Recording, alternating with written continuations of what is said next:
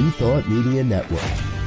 We are a global broadcast network of positive music, media, and entertainment, inspiring humanity's evolution along the journey of enlightenment and creating a world of love, peace, empowerment, and prosperity for all. New Thought Media Network. Positively inspiring.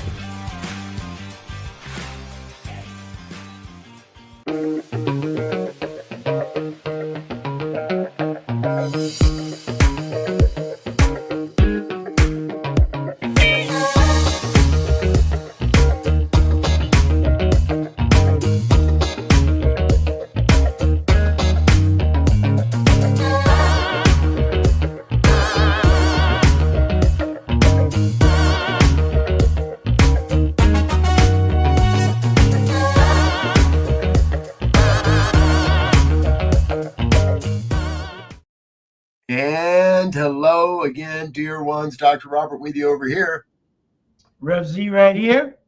And this is New Thought Today for today, February 11th.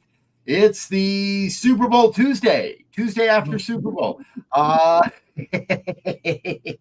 And we're grateful that you're with us here today, folks. Please do feel free to chat along, chime along, drop a comment. Hit the like, share, subscribe button, all that kind of stuff. And if you're watching on a replay, please, by all means, do that as well. So good afternoon, Z. How you doing today, bud? Hey, doing well. Enjoyed the whole festivities of the Super Bowl. I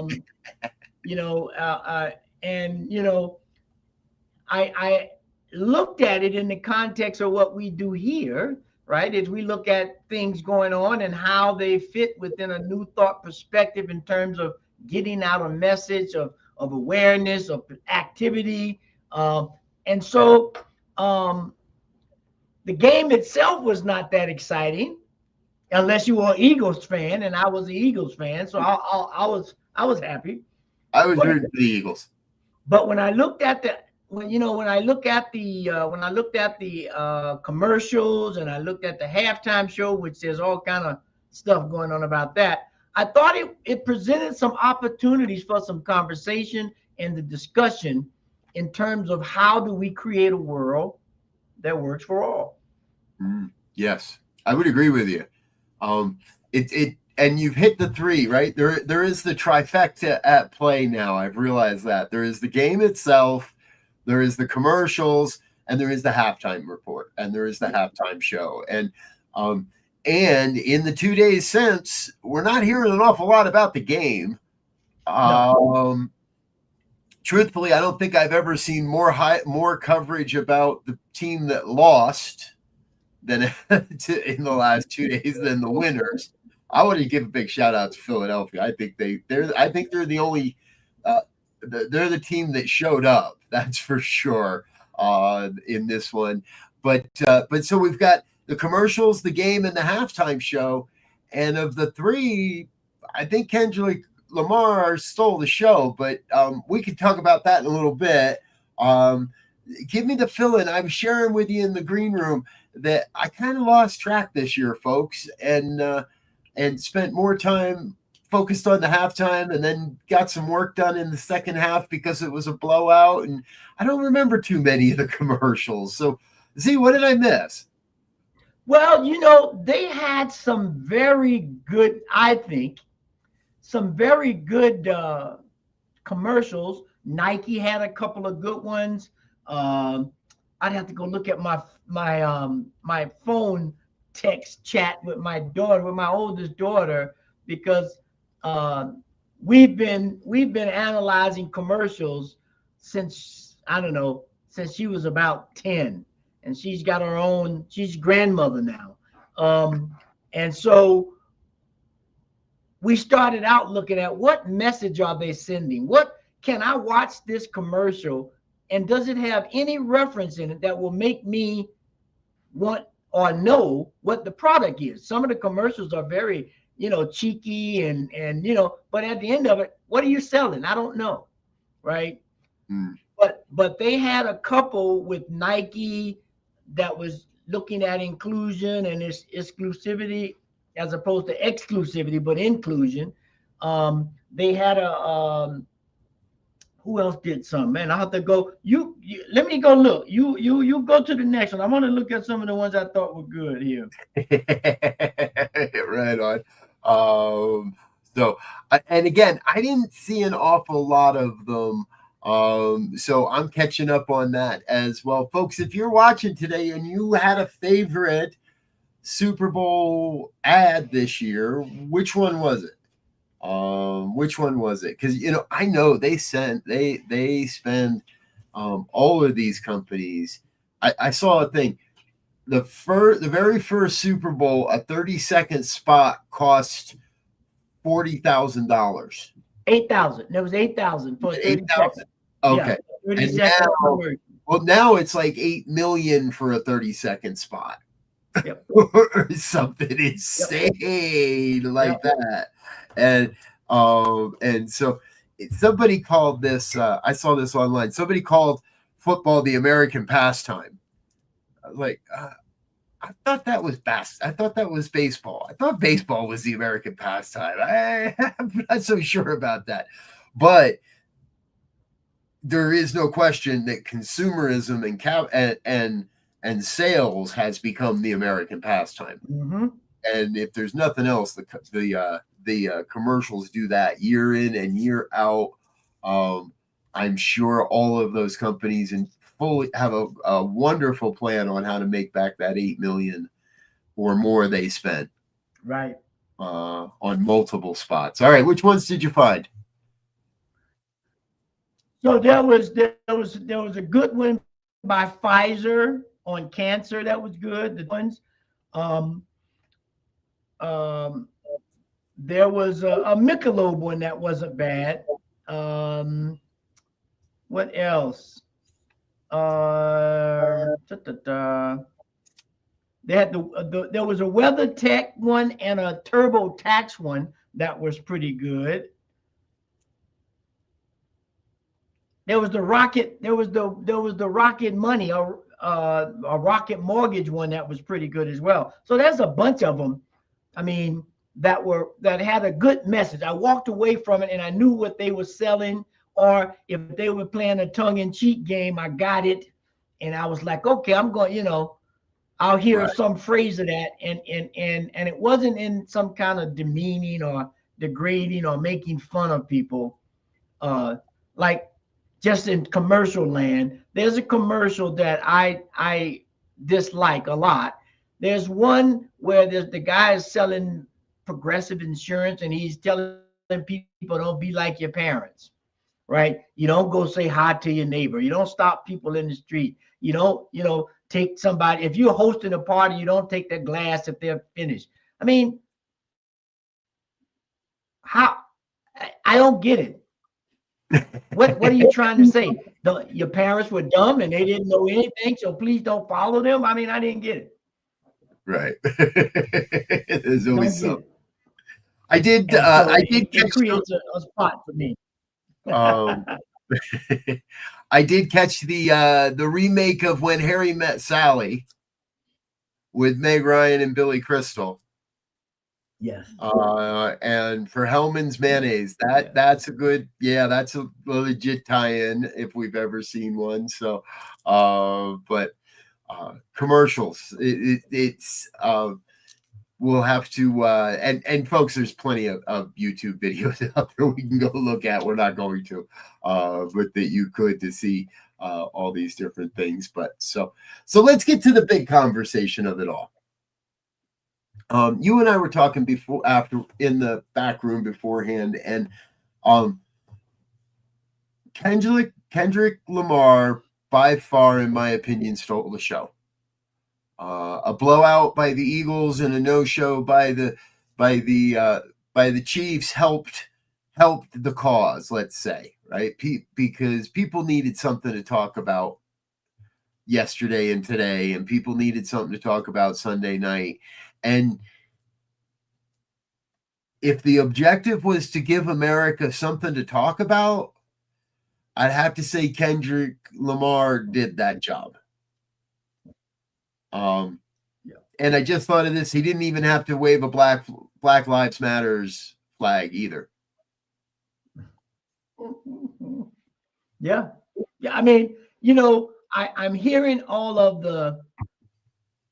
the back and forth, if you will, about some personal stuff between him and Drake and all of that. But I went into it looking at it as him telling the story, which is what most of the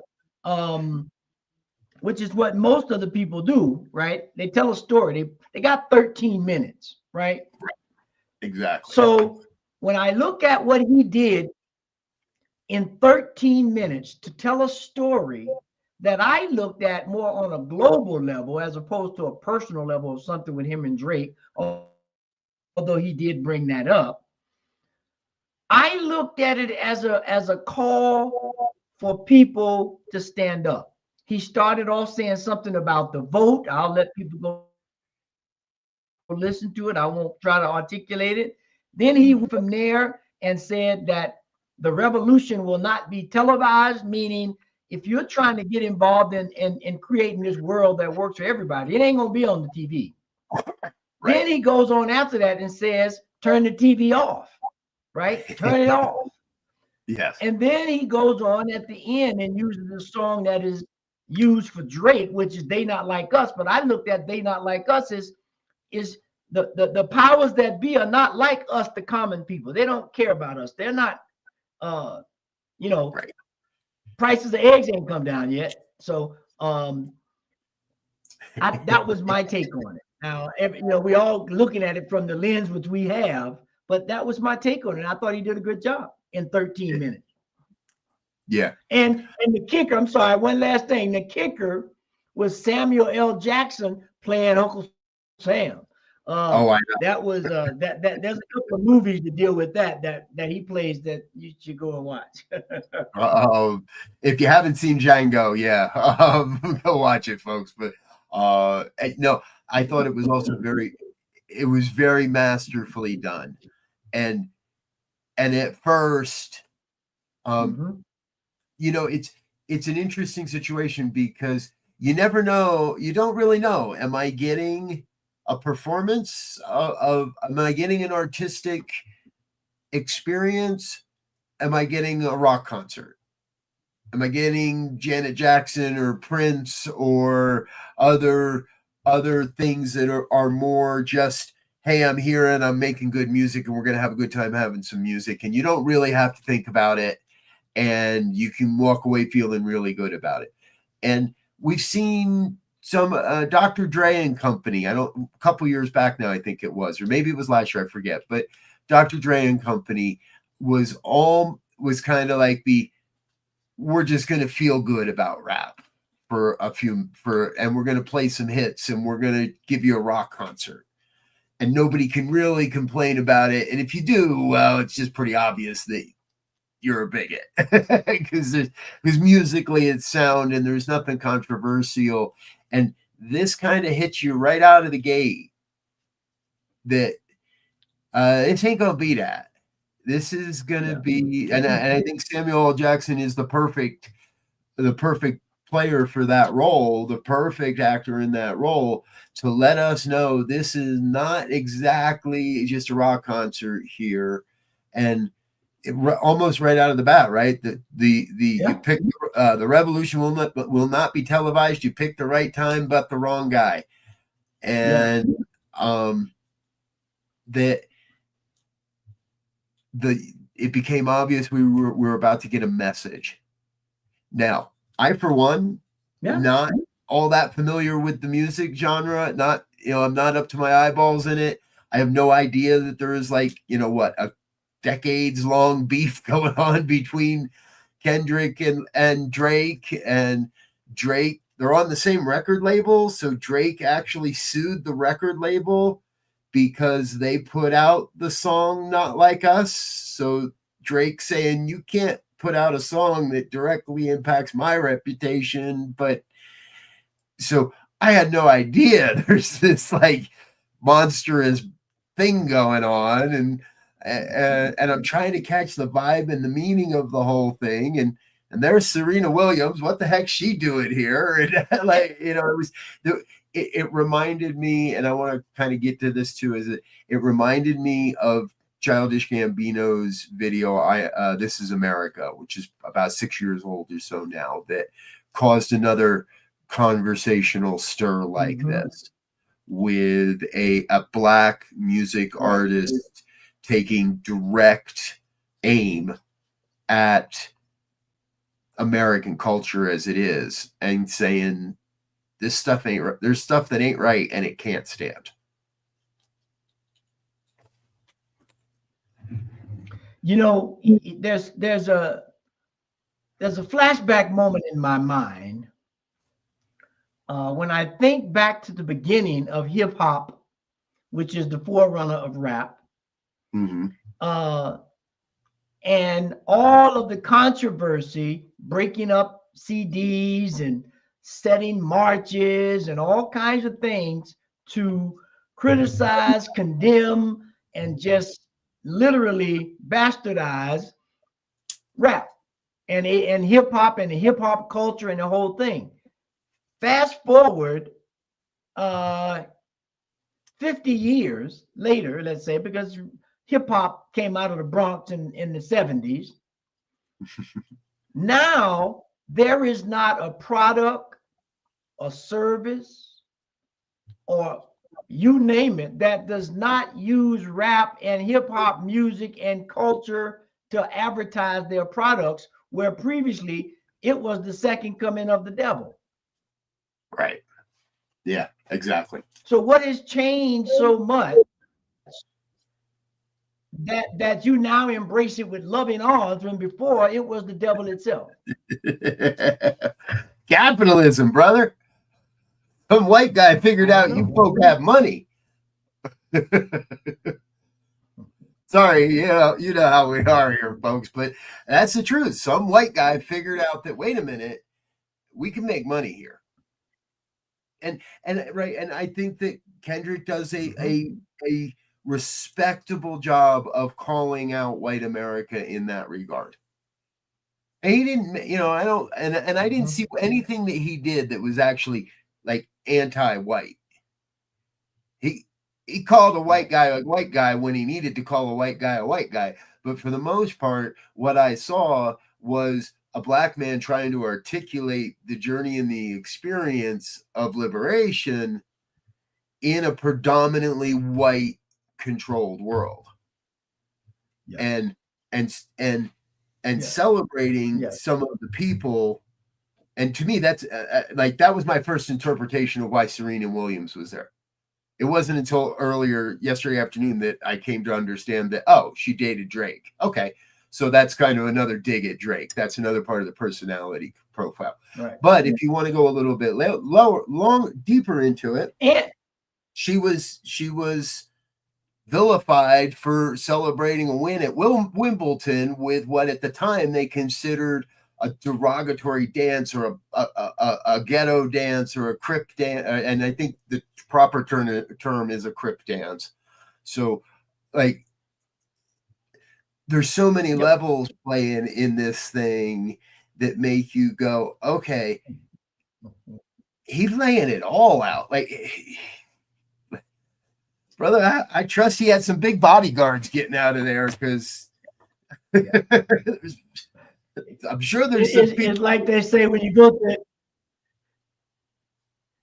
I was going to say, it's like when you go to the bar and they ask you what you want. Whatever it is, I want it straight, no chaser. I want straight shot of whiskey. Don't chase it with nothing.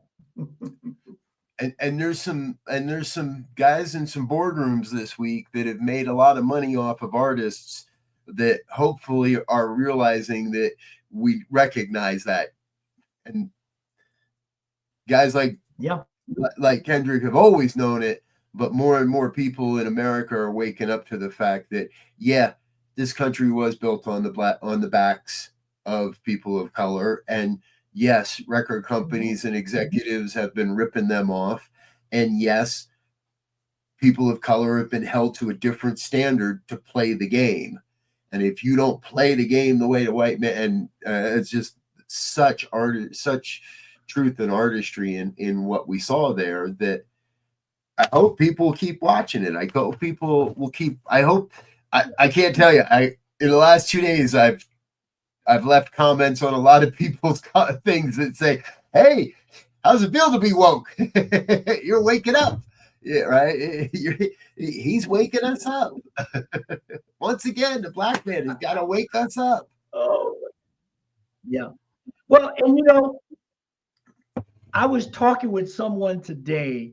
You know, when I was growing up, I was in a couple of talent shows. We'd sing and whatever, and there was, you know, you couldn't get the lyrics to a song.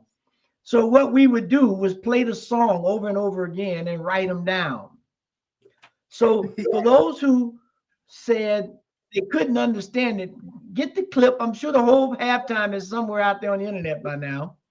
And just play it over little segments, and then look at what is being said in the context of where we are with all of the Samuel Jackson pieces and so forth, and see if you can get a broader picture or a bigger context of what he was saying in regards to where we are now in this day and time in American life. Yeah. And you could be even lazier and let somebody else tell you what they think it means, because it's the YouTube age, and I haven't looked, but I'm sure there's a ton of folk out there today doing reaction videos and pretty much doing what we're doing, picking it apart piece by piece. And some of those folks are going to have a better understanding of the culture than I do. Now, Z, I've seen you breaking it down on the dance floor, so I know you have a part of the culture that I don't have, and everybody's going to have a little bit of a different perspective on what they saw, because there are a lot of people out there that still have no idea what they saw, are not at all interested in figuring out what they saw, and just want to rip apart anything that isn't like what they think they were supposed to see.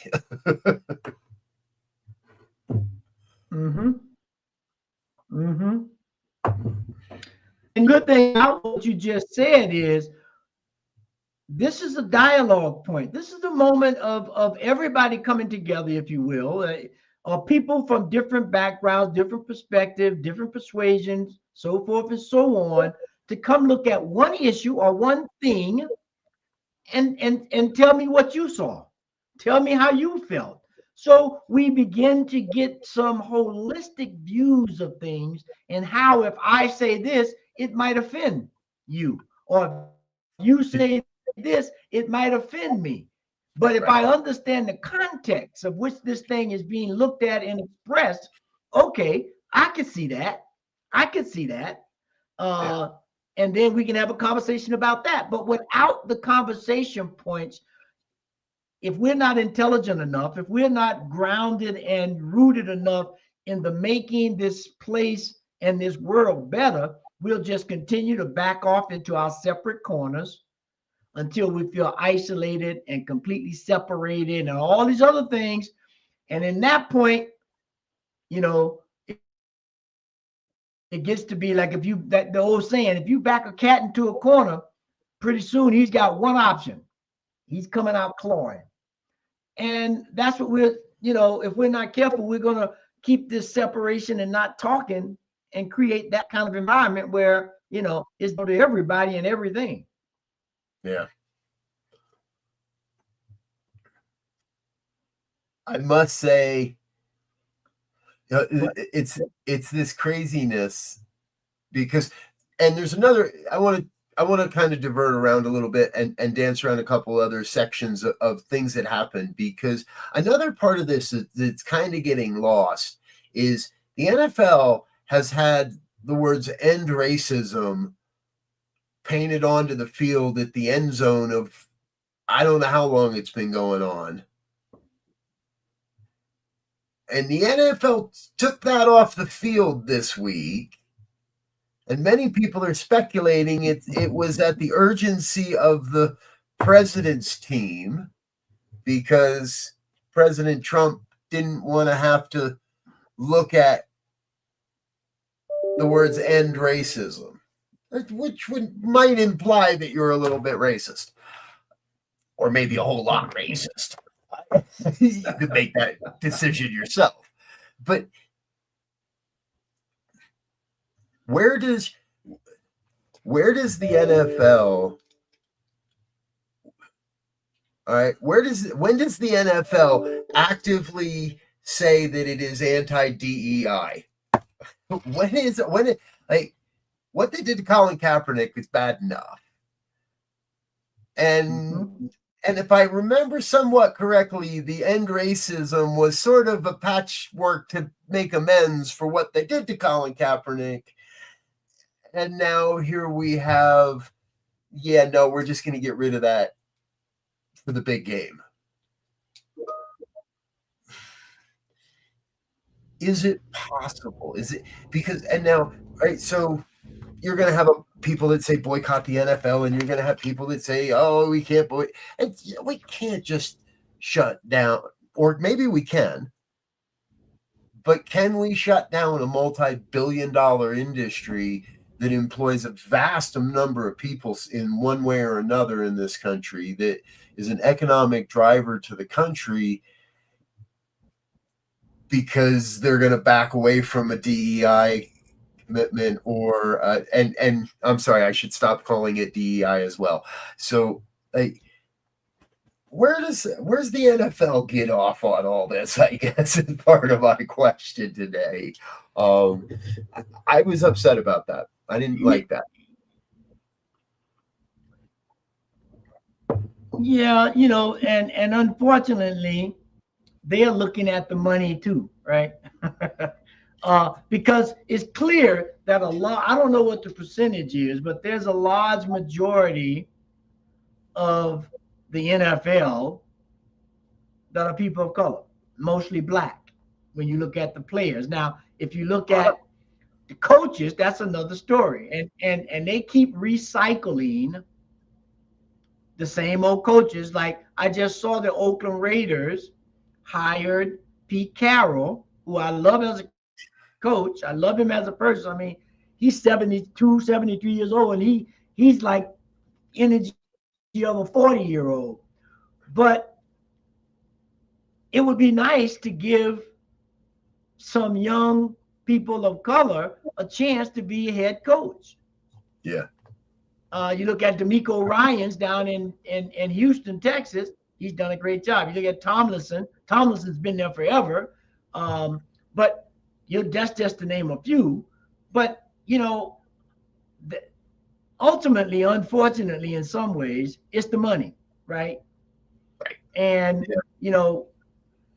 I think in the broader context of all of this, whether we're talking about the commercials or the halftime show or the coaching or the images and things that NFL is portraying, in my mind, it boils down to we can't overlook certain facts that certain people have not had a fair opportunity to participate in this American dream.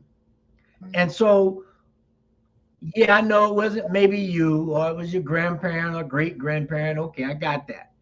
And trust me, I really got that, because I got that whole historical piece in my background. Right. But at some point, as a system, and this is where this idea of systemic racism comes in, from a system, it would behoove you to stop putting down people that you've held down, and they don't have the right educational opportunities. They don't have family legacies you look at these football team owners, and just recently they mentioned, forget her name, from the Chicago Bears. She was like 102. And from what I understand, she was a great owner, part of the owner family. But, there's very few opportunities for people of color to have that kind of legacy and influence and money and wealth and opportunity, because she's stuck with Tomlinson for a long time. Tomlinson been the head coach there up and down for 10 years or so. So, there's a lot there to talk about, and we just got to start talking. Amen to that. And we need a break from talking. So we're going to take a quick break, folks, and wet our whistle, give you a chance to stretch, and let you know a little bit more about some of the things happening here at New Thought Media Network. But we got a lot more to talk about, and we're going to come back and do that right after these messages. Stay with us. We'll be right back. New Thought Media Network proudly presents the 2025 Season for Nonviolence 64-day meditation series, January 30th through April 4th. Join us as we carry the vision of a world that works for all.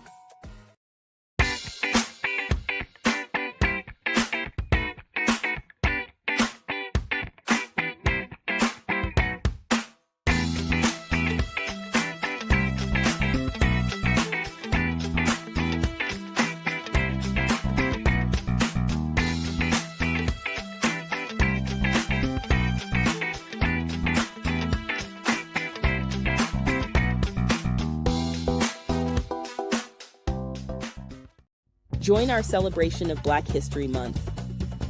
Only on New Thought Media Network. New videos every day at 6 a.m. Eastern Time, or watch anytime on our YouTube channel. 28 unique Black History moments. Every day in February. Only on New Thought Media Network.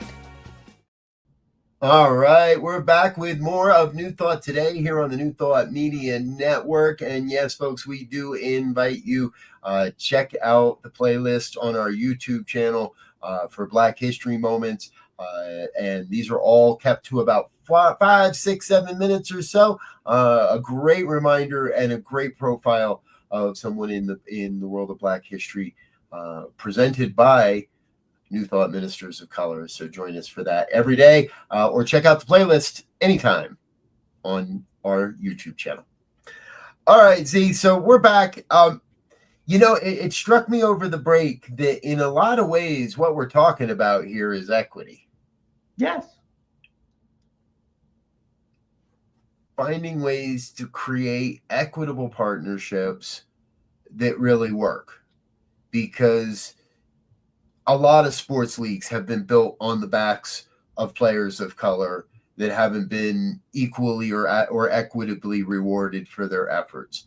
And I think in some ways that still continues. And I find it interesting that somehow the NFL is not only a nonprofit, but it's a nonprofit and its sole purpose is entertainment. Right. And which means legally they could rig these games, and just like the WWE or world, wrestling, professional wrestling, they could rig and script all of these games, and there's nothing illegal about it. It's a non-profit for entertainment, right? And somehow we kind of get this idea that it isn't part of the system. Which is why I think, again, it's rather courageous of someone like Kendrick Lamar to take one of the biggest stages in the world, and if they don't realize that he's calling them out on their own shit, they're not paying attention. It might be a while before he gets invited back to another Super Bowl, but it's all right. He left his mark, right? And so...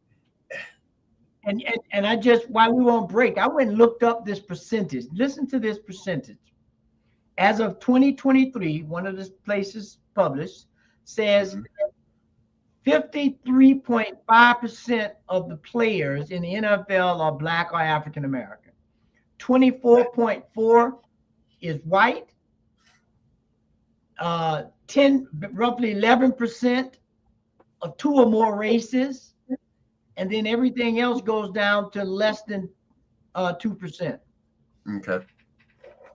About 9% didn't disclose. So, I mean, I didn't even get a chance to look at the head office as the GMs and the managers and the owners. Now we've got a few minority owners who came into a conglomerate, like here in Denver.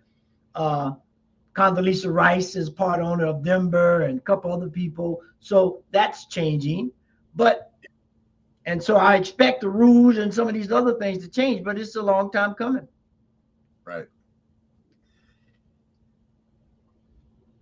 again, Kendrick Lamar took the home team to a he whooped the home team so bad they didn't even know what happened. and we're not talking Chiefs and Eagles at this point, right? The Eagles whooped the Chiefs, and Kendrick Lamar handed it to the NFL and more, Yeah. right? And I think he did it in a really classy way that invited. It wasn't a violent show. It wasn't overtly sexualized. It was a good dance show with a message that might hurt, right? You want the truth that sets you free, or you want the truth that hurts, or the truth that sets you free? Well, it's one and the Yes. same. And we got the truth that hurts a little bit on Sunday, and I'm trusting it's a truth that's going to set us free. And you know, as you were saying that, I had a flashback to when I was younger, and there's actually, I think it's on Netflix, there's a documentary about black quarterbacks. Okay. And there was a time I remember when Bear Bryant, who was the head coach of Alabama, and there was others in the college ranks, and probably in the NFL, they weren't as vocal, that said, we don't, you know, black quarterbacks can't think, right? And they need to be in the pocket, and they, you know, and we were a few points away from having 4 black quarterbacks in the divisional finals, and we got to the Super Bowl and we had 2 black quarterbacks. And you know, people would say, well, Mahomes is mixed race. Well, but he considers himself black. So I'm going by his words. And now that whole idea of change, like a running quarter, if you don't have a quarterback that can scramble, you go back to the old days, Fran Tarkenton, and you go back to even Terry Bradshaw did a little scrambling there a little bit. You know, but again, there was a racial stigma against what a quarterback should be. And because he was the quarterback, i.e. the leader and coach on the field, they were making insinuations that black quarterbacks didn't have the capacity to lead and run a team in the field. My, how that has changed. Yes. Which leads me to the question of what happened with the NHL. Yeah, you know, go ahead. My understanding is the earliest argument was black folks have weak ankles. And that was always the reason that was sold to me as to why there aren't more black players in the National Hockey League. All right. Now, we're going to take that as point 1. Point 2, the game came out of Canada, and your people like staying down south where it's warm and don't really like migrating much farther north than maybe Chicago. But then again, the game's pretty popular from Chicago and in the northern states. So yeah, come on, I don't buy that as well. But the one I always heard was black men just have weak ankles. Now, even up until today, and I just looked this up, currently 97% of the NHL, of the professional hockey players in the NHL system are white. 3% of the players are of any other race, and there are currently only 26 players that are considered professional hockey players. And I'm not sure, and I didn't see if that is I'm sure some of them are in the minor leagues or are in the farm teams, not in the. And oddly enough, you bring this up because at my job for Black History Month, we have someone coming in to talk about blacks in hockey. Okay. And there was a black league. You can go look it up. In 1895, there was an all-black hockey league in Canada. Yep. The first player to integrate, if you will, the National Hockey League was in 1935. His name was Willie O'Reese, He played for 20 years in there. Now Yeah. there are a couple of movies on blacks in hockey. The one that you can probably get to easier on Hulu is called Black Ice. And if you have Hulu, you can see it. It's called Black Ice. Or you can just Google it and get a trailer off of YouTube. But it shows some of the racial stuff that goes on there, and it's a fairly informative, I think, movie. And for anyone who wants to understand that racial divide, go watch it.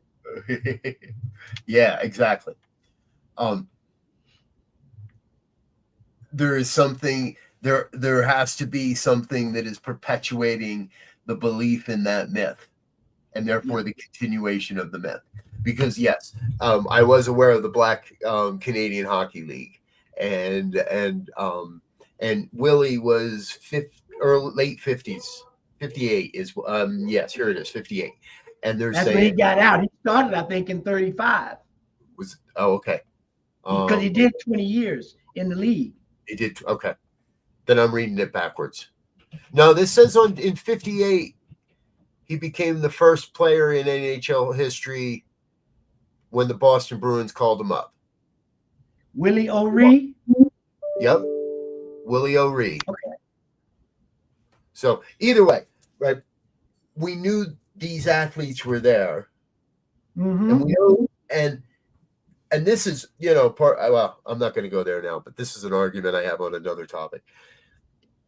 We know there are athletes there. The fact that there are only a few does not mean that they need to be relegated to their own private league. Right. The fact that there are only a few means they need to be integrated into the major leagues as rapidly as possible to let future generations recognize that there is a path to success through that sport. Somehow the NHL has never really let it be known that there's a path to success for black players, and young black players don't get the education, don't get the extra special attention, don't get the things that are needed as much as white players, and truthfully predominantly Canadian players at that. Even in Europe, it's the far northern climates that get the most attention. But nature versus nurture, there's no reason that and you're right. I was wrong. Oh no, I was just going to say I had my facts written down wrong. He was born in 35. He's now 89 years old and still alive. Oh, I didn't know that. All right, right on.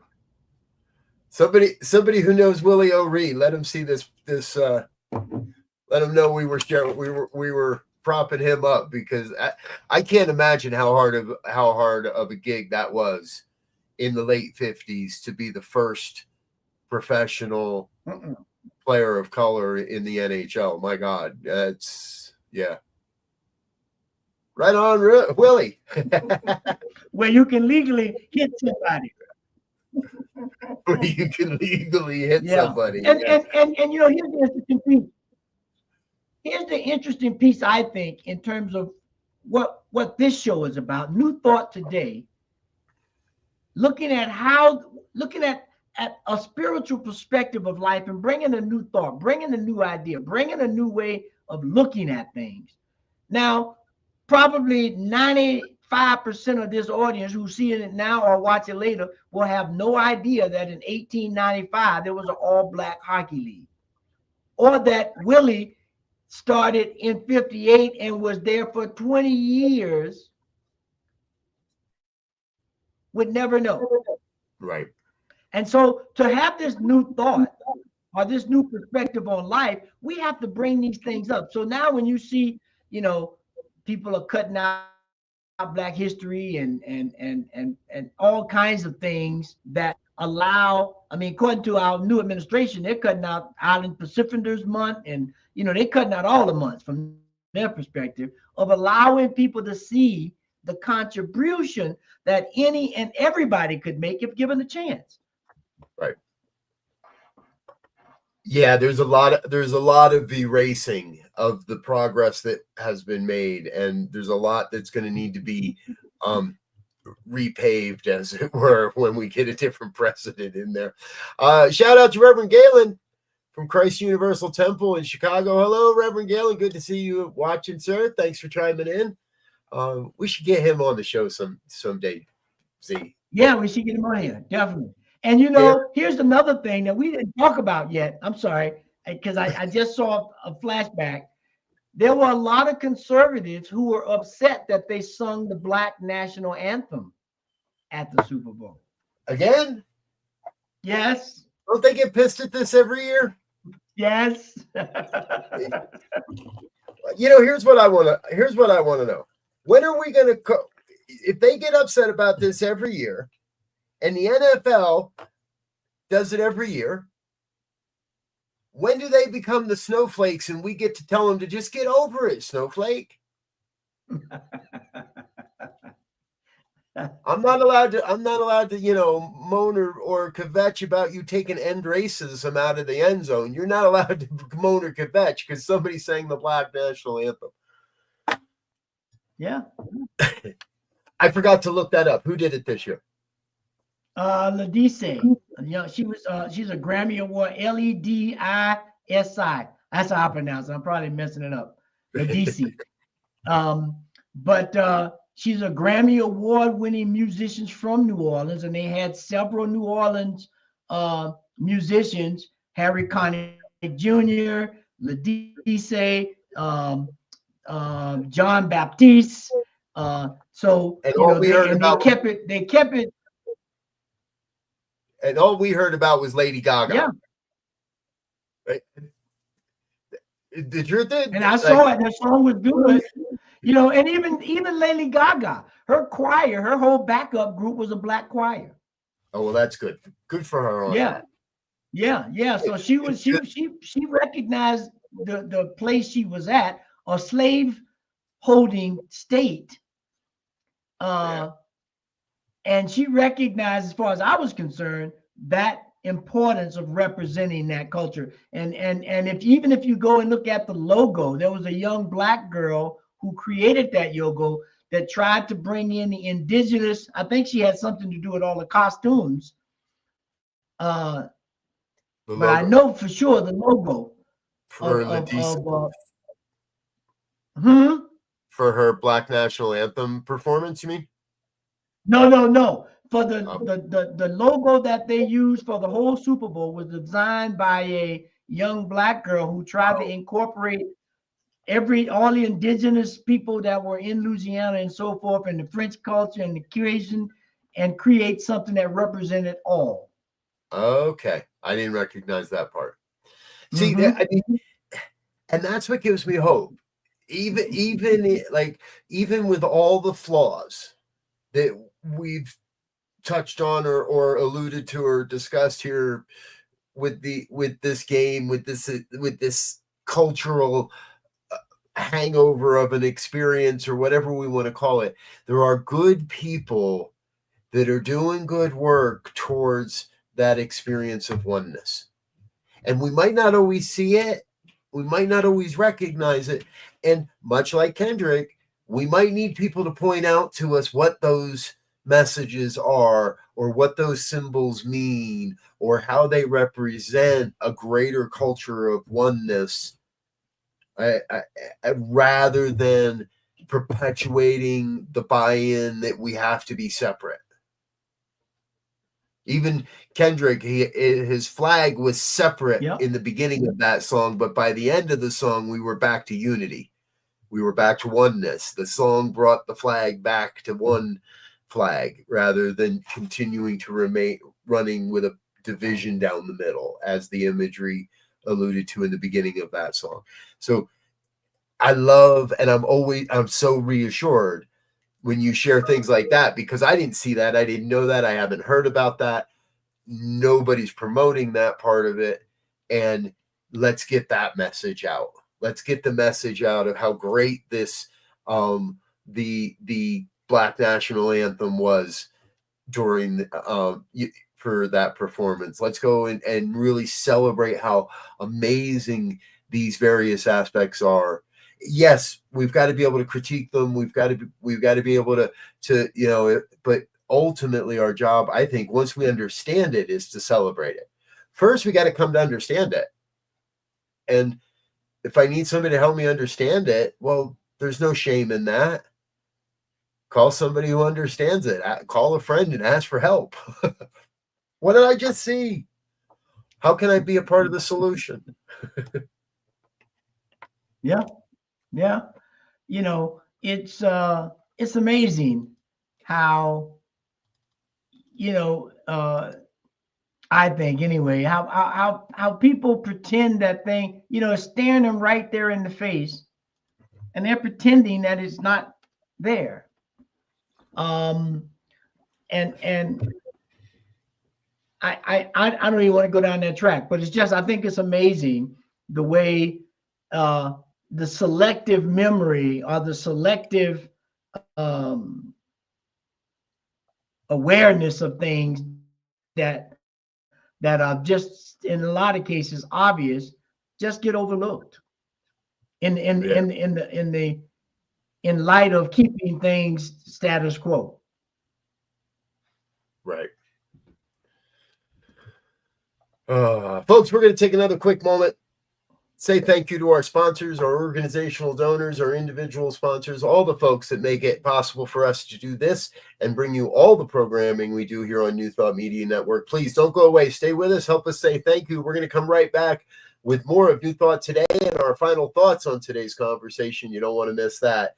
We'll be right back after these messages. Please help us say thank you to our organizational sponsors, including the Hefferland Foundation, Affiliated New Thought Network, International New Thought Alliance, Science of Mind Archives and Library Foundation, Center for Spiritual Living Denver, Center for Spiritual Living Midtown, New Thought Philadelphia, Planned Happiness Institute, Summit Center for Spiritual Living, One Heart Retreats, Center for Spiritual Living on the Lake, Unity Kitchener, Unity Spiritual Center Ottawa, Om Center for Spiritual Living, Satya Center, Begin Within Ministries, Center for Spiritual Living North Jersey, Unity of Savannah,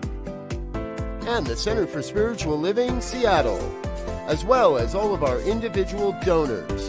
Thank you for being part of the New Thought Media Network.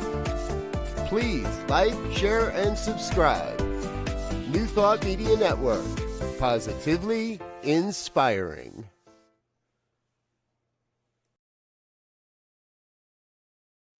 Yes. Thank you to all of our organizational sponsors and individual donors. We so appreciate your support of what we're doing here on the New Thought Media Network. All right, Z. Feels like a good conversation for me. Feels like it's a necessary conversation for the country. And we're going to give another big shout out to Kendrick Lamar for pushing it forward. I don't want to say getting it started, but for taking another step to push the conversation forward. You've heard me say this before, and I'm going to say it again. It never feels like it's a bad time to heal our racist past. It never feels like it's a bad time to make reparations. It never feels like it's a bad time to change the way we do diversity, equity, and inclusion in this country. Mm-hmm. Yeah, I agree. And I look forward to what unfolds in the coming weeks and months and couple of years here, because we as a country have an opportunity to realize the greatness and the fallacies all, right?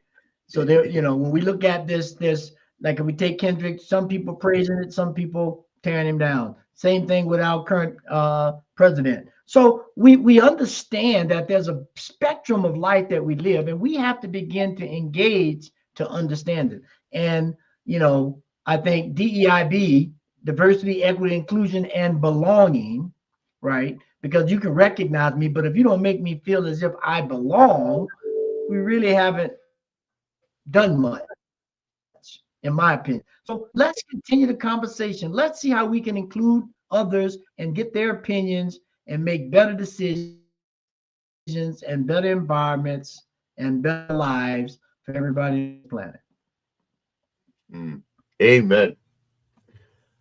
I just scrolled past a quick headline. It says Spike Lee loved Kendrick Lamar's halftime show.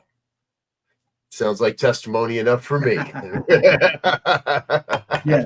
If it gets the Spike Lee seal of approval, I would have to say, yeah, okay, we've done good here today, folks. So I want to thank you all for being a part of New Thought Media Network, for being with us. We'll be back again next week. And I do believe, see, I'm supposed to figure these things out ahead of time. I do believe we have a guest next week.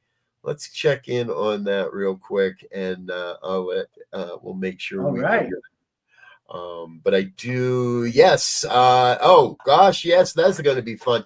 Dr. Raymond Anderson is going to be with us next Tuesday. We might have to bring him in to revisit this conversation, although I'm sure there'll be plenty of good stuff to chat about with him.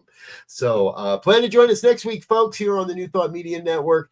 We'll be here again Tuesday with, as I was just saying, Reverend Dr. Raymond Anderson will be with us, and I promise that's going to be a great show. Please also let your friends and family know what we're doing here at New Thought Media Network. We've got over 40 hours of broadcasting every week live on YouTube. It is a great conversation happening almost every hour of the day. All right, we're out of here for now. Until next time, we wish you peace and richest blessings. Bye now.